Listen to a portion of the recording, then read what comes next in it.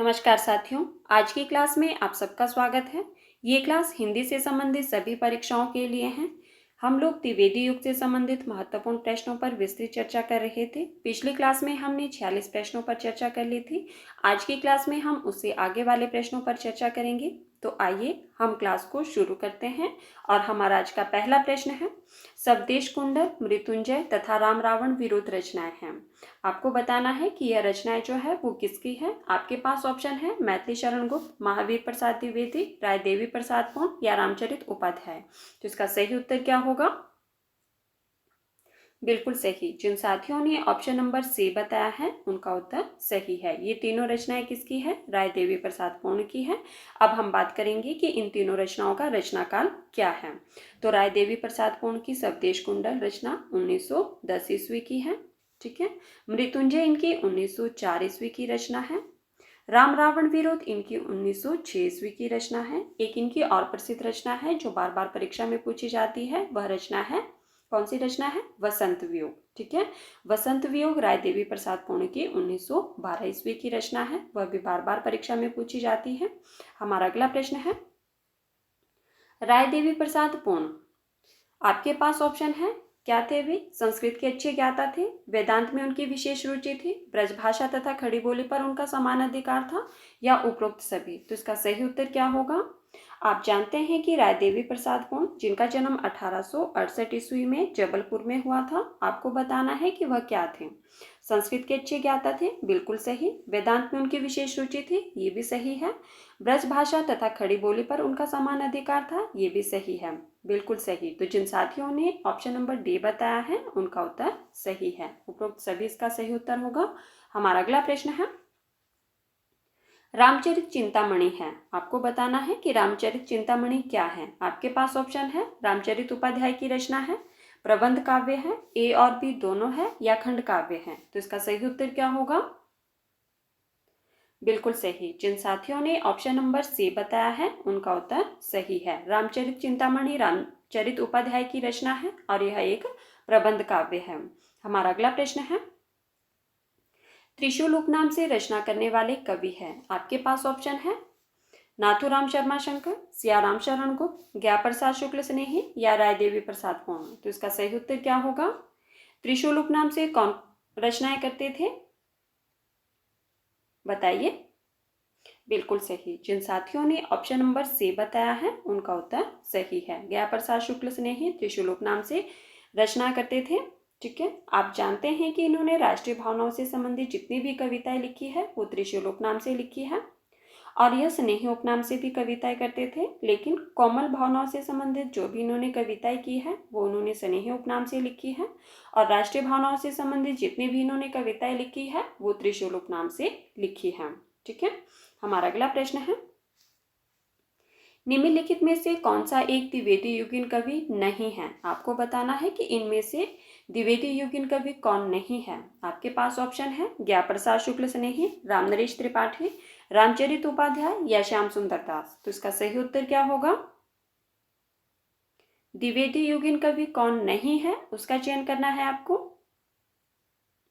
बिल्कुल सही। तो जिन साथियों ने ऑप्शन नंबर डी बताया है उनका उत्तर सही है। श्याम सुंदर दास द्विवेदी युगीन कवि नहीं है, बाकी ये तीनों कवि जो है वो द्विवेदी युग के माने जाते हैं। हमारा अगला प्रश्न है, राष्ट्रीय काव्य धारा के कवियों ने क्या किया। आपके पास ऑप्शन है, जनमानस में देश प्रेम तथा आत्मविश्वास जागृत किया, देश प्रेम व स्वतंत्रता की उत्कृष्ट भावना अभिव्यक्त की, स्वतंत्रता की चेतना को जागृत किया, या उपरोक्त सभी। तो इसका सही उत्तर क्या होगा? राष्ट्रीय काव्य धारा के कवियों ने क्या किया, इसका चयन करना है आपको। बिल्कुल सही। जिन साथियों ने ऑप्शन नंबर डी बताया है उनका उत्तर सही है। राष्ट्रीय काव्य धारा के कवियों ने जनमानस में देश के प्रेम तथा आत्मविश्वास को भी जागृत किया था, देश प्रेम व स्वतंत्रता की उत्कृष्ट भावना अभिव्यक्त की थी, स्वतंत्रता की चेतना को भी जागृत किया था। तो हमारा सही उत्तर होगा ऑप्शन नंबर डी। हमारा अगला प्रश्न है, राष्ट्रीय काव्य धारा के प्रमुख कवि हैं। आपके पास ऑप्शन है, माखनलाल चतुर्वेदी, रामचरित उपाध्याय, जयशंकर प्रसाद या ज्ञा प्रसाद शुक्ल स्नेही। तो इसका सही उत्तर क्या होगा? राष्ट्रीय काव्य धारा के प्रमुख कवि कौन माने जाते हैं इनमें से, इसका चयन करना है आपको। बिल्कुल सही। जिन साथियों ने ऑप्शन नंबर ए बताया है उनका उत्तर सही है, माखनलाल चतुर्वेदी। ठीक है, हमारा अगला प्रश्न है, बालकृष्ण शर्मा नवीन के संबंध में कौन सा कथन सही नहीं है? कौन सा कथन सही नहीं है उसका चयन करना है। और आपके पास ऑप्शन है कि उनकी अधिकांश रचनाएं जेल में लिखी गई, वह फकीर बादशाह थे, हम विश्व जन्म के उनकी प्रसिद्ध रचना है, वह छायावाद के प्रतिनिधि कवि थे। तो इसका सही उत्तर क्या होगा? आपको बताना है कि बालकृष्ण शर्मा नवीन के संबंध में कौन सा कथन सही नहीं है, उसका चयन करना है। बिल्कुल सही। तो जिन साथियों ने ऑप्शन नंबर डी बताया है उनका उत्तर सही है। ठीक है, वह छायावाद के प्रतिनिधि कवि थे, ये कथन गलत है। ठीक है, हमारा अगला प्रश्न है, कविता कामिनी कांत, भारतेंदु प्रगेंदु, साहित्य सुधाकर उपाधियों से सम्मानित कवि हैं। ठीक है, ये आपके पास उपाधियां दी गई है, कविता कामिनी कांत, भारतेंदु प्रगेंदु, साहित्य सुधाकर उपाधियों से सम्मानित कवि कौन है? आपके पास ऑप्शन है गया प्रसाद शुक्ल स्नेही, नाथूराम शर्मा शंकर, अयोध्या सिंह उपाध्याय हरिओद या सुमित्रानंदन पंत। तो इसका सही उत्तर क्या होगा? नाथूराम शर्मा शंकर, जिनका जन्म कब हुआ था? बिल्कुल सही, 1859 ईस्वी में। ठीक है, अलीगढ़ जिले के हरदुआगंज में हुआ था। आपको पता होना चाहिए ये बात भी, क्योंकि कई बार जो है वो जन्म काल से संबंधित भी प्रश्न पूछे जाते हैं। बिल्कुल सही। तो जिन साथियों ने ऑप्शन नंबर बी बताया है उनका उत्तर सही है, नाथूराम शर्मा शंकर। ठीक है, और नाथूराम शर्मा शंकर का जन्म कब हुआ था? 1859 ईस्वी में। हमारा अगला प्रश्न है, निम्नलिखित में से किसका कथन है कि भारत भारती की लोकप्रियता खड़ी बोली की विजय पताका सिद्ध हुई है? आपके पास ऑप्शन है डॉक्टर राम कुमार वर्मा, डॉक्टर नगेंद्र, आचार्य महावीर प्रसाद द्विवेदी या आचार्य रामचंद्र शुक्ल। तो इसका सही उत्तर क्या होगा? ये आपके पास कथन दिया गया है कि भारत भारती की लोकप्रियता खड़ी बोली की विजय पताका सिद्ध हुई है। किसका कथन है ये? बिल्कुल सही। जी हाँ, जिन साथियों ने ऑप्शन नंबर बी बताया है उनका उत्तर सही है। किसका कथन है ये? तो डॉक्टर नगेंद्र का है। हमारा अगला प्रश्न है, राष्ट्रीयता गुप्त जी का उद्देश्य है पर संस्कृति शून्य राष्ट्रीयता उन्हें गाहे नहीं है, यह कथन किसका है? आपके पास ऑप्शन है doctor Nagendra, doctor Satyendra, doctor Nandulare Vajpeyi या आचार्य हजारी प्रसाद द्विवेदी। तो इसका सही उत्तर क्या होगा? ये आपके पास कथन दिया गया है कि राष्ट्रीयता गुप्त जी का उद्देश्य है पर संस्कृति शून्य राष्ट्रीयता उन्हें ग्राह्य नहीं है, यह कथन किसका है? जी नहीं, जिन साथियों ने ऑप्शन नंबर बी बताया है उनका उत्तर सही है, डॉक्टर सत्येंद्र जी का कथन है ये। हमारा अगला प्रश्न है, साथियों जिन्होंने अभी तक वीडियो को लाइक नहीं किया है प्लीज़ वीडियो को लाइक कर देना, और जिन्होंने अभी तक वीडियो को शेयर नहीं किया है प्लीज़ वीडियो को भी शेयर कर देना। हमारा अगला प्रश्न है, भारतीय संस्कृति के प्रवक्ता होने के साथ साथ मैथिली शरण प्रसिद्ध राष्ट्रीय कवि भी हैं, उनकी प्रायः सभी रचनाएं राष्ट्रीयता से ओतप्रोत है, यह कथन किसका है? आपके पास ऑप्शन है रामविलास शर्मा, आचार्य रामचंद्र शुक्ल, डॉक्टर उमाकांत या महावीर प्रसाद द्विवेदी। तो इसका सही उत्तर क्या होगा? ये कथन दिया गया है, कथन एक बार ध्यान से पढ़ लीजिए, उसके बाद ही अपने उत्तर का चयन कीजिए। कथन है आपके पास कि भारतीय संस्कृति के प्रवक्ता होने के साथ साथ मैथिली शरण प्रसिद्ध राष्ट्रीय कवि भी हैं। ठीक है, और उनकी प्राय सभी रचनाएं राष्ट्रीयता से ओतप्रोत हैं, यह कथन किसका है? बिल्कुल सही। तो जिन साथियों ने ऑप्शन नंबर सी बताया है उनका उत्तर सही है। किसका कथन है? डॉक्टर उमाकांत का। हमारा अगला प्रश्न है, गुप्त जी की कविता में राष्ट्रीयता और गांधीवाद की प्रधानता है, यह कथन किसका है? आपके पास ऑप्शन है डॉक्टर रामविलास शर्मा, डॉक्टर रामविलास शर्मा, बाबू गुलाब राय, गणपति चंद्रगुप्त या डॉक्टर नगेंद्र। तो इसका सही उत्तर क्या होगा? आप जानते हैं कि आजकल जितनी भी परीक्षाएं होती है उससे बहुत ज़्यादा जो है वो कथन से प्रश्न बनते हैं।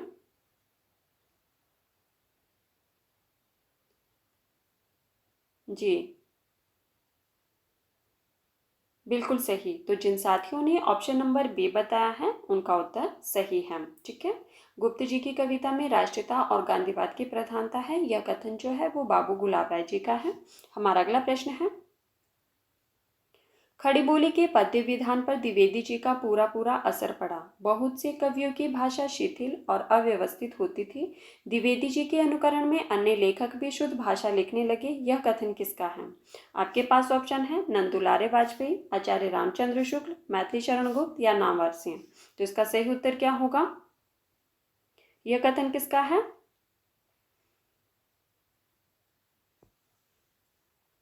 बिल्कुल सही। तो जिन साथियों ने ऑप्शन नंबर बी बताया है उनका उत्तर सही है। आचार्य रामचंद्र शुक्ल जी का कथन है कि खड़ी बोली के पद्य विधान पर द्विवेदी जी का पूरा पूरा असर पड़ा। बहुत से कवियों की भाषा शिथिल और अव्यवस्थित होती थी। द्विवेदी जी के अनुकरण से अन्य लेखक भी शुद्ध भाषा लिखने लगे। हमारा अगला प्रश्न है, ये आपके पास पंक्तियां दी गई है। मुझे तोड़ लेना वनमाली, उस पथ पर देना तुम फेंक, मातृभूमि पर शीश चढ़ाने, जिस पथ जाए वीर अनेक। ये पंक्तियां राष्ट्र प्रेम से ओतप्रोत है। इसके रचयिता कौन है? आपके पास ऑप्शन है सियाराम शरण गुप्त, जयशंकर प्रसाद, माखनलाल चतुर्वेदी या ज्ञा प्रसाद शुक्ल स्नेही। तो इसका सही उत्तर क्या होगा? मुझे तोड़ लेना वनमाली, उस पथ पर देना तुम फेंक, मातृभूमि पर शीश चढ़ाने, जिस पथ पर जाए वीर अनेक। बिल्कुल सही। जिन साथियों ने ऑप्शन नंबर सी बताया है उनका उत्तर सही है। माखनलाल चतुर्वेदी जी की पंक्तियां हैं ये।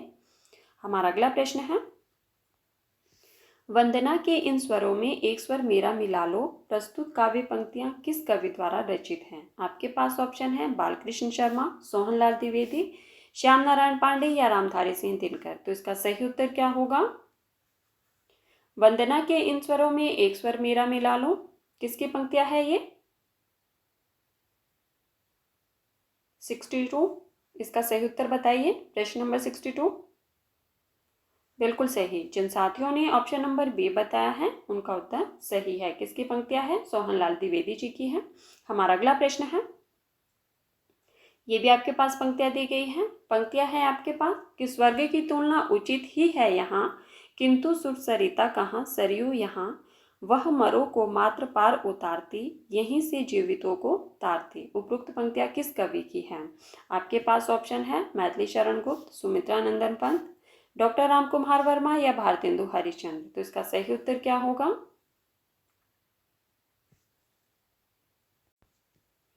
बताइए, इसका सही उत्तर क्या होगा? 63। बिल्कुल सही। जिन साथियों ने ऑप्शन नंबर ए बताया है उनका उत्तर सही है। किसकी पंक्तियां हैं? मैथिली शरण गुप्त की है और साकेत से ली गई है। ठीक है। हमारा अगला प्रश्न है,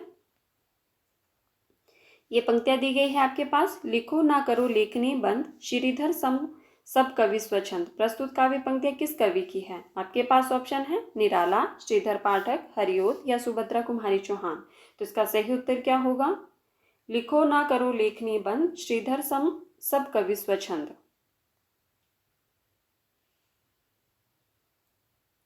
बिल्कुल सही। जिन साथियों ने ऑप्शन नंबर बी बताया है उनका उत्तर सही है। यह पंक्तियां किसकी है? श्रीधर पाठक जी की है। हमारा अगला प्रश्न है, सच्चा प्रेम वही है जिसकी तृप्ति आत्मबलि पर हो निर्भर, त्याग बिना निष्प्राण प्रेम है, करो प्रेम पर प्राण निछावर।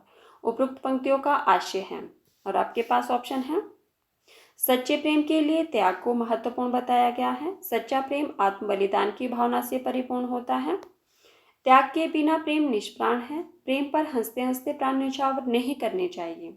तो बताइए इसका सही उत्तर क्या होगा? उपरोक्त पंक्तियों का आशय क्या है? आपके पास कोड भी दिए गए हैं, मैं इसको थोड़ा छोटा कर देती हूँ। ये लीजिए, अब पढ़िए आप इसको और फिर मुझे अपना उत्तर दीजिए। पंक्तियां है आपके पास कि सच्चा प्रेम वही है जिसकी तृप्ति आत्मबलि पर हो निर्भर, त्याग बिना निष्प्राण प्रेम है, करो प्रेम पर प्राण न्यौछावर। इन पंक्तियों का आशय क्या है इसका चयन करना है आपको। ठीक है, आपके पास ऑप्शन है कि सच्चे प्रेम के लिए त्याग को महत्वपूर्ण बताया गया है, सच्चा प्रेम आत्म बलिदान की भावना से परिपूर्ण होता है, त्याग के बिना प्रेम निष्प्राण है, प्रेम पर हंसते हंसते प्राण न्यौछावर नहीं करने चाहिए। और आपके पास जो कोड दिए गए हैं इसका चयन कीजिए और मुझे उत्तर बता दीजिए।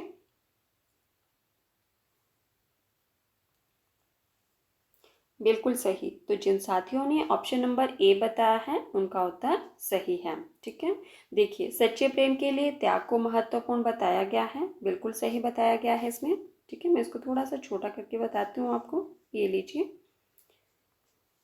देखिए, सच्चे प्रेम के लिए त्याग को महत्वपूर्ण बताया गया है, बिल्कुल सही। सच्चा प्रेम आत्म बलिदान की भावना से परिपूर्ण होता है, ये भी सही है। त्याग के बिना प्रेम निष्प्राण है, ये भी सही है। प्रेम पर हंसते हंसते प्राण न्यौछावर नहीं करने चाहिए, ये गलत है। यहाँ पे नहीं शब्द का यूज किया गया है, तो इसीलिए हमारा सही उत्तर होगा ऑप्शन नंबर ए। ठीक है, 1, 2 और 3 सही है। बाकी जो ऑप्शन नंबर 4 है वह गलत है। यहाँ पे दिया गया है करो प्रेम पर प्राण न्यौछावर, पर यहाँ पे नहीं शब्द का यूज किया गया है, तो हमारा सही उत्तर होगा ऑप्शन नंबर ए। तो साथियों, ये थे आज के हमारे कुछ महत्वपूर्ण प्रश्न जिन पर हमने चर्चा की। अगर आपको क्लास पसंद आए तो प्लीज़ वीडियो को लाइक कर देना और वीडियो को ज़्यादा से ज़्यादा शेयर भी कर देना। धन्यवाद। मिलते हैं अगली क्लास में। इससे आगे वाले प्रश्नों पर हम उस क्लास में चर्चा करेंगे। धन्यवाद। Bye bye.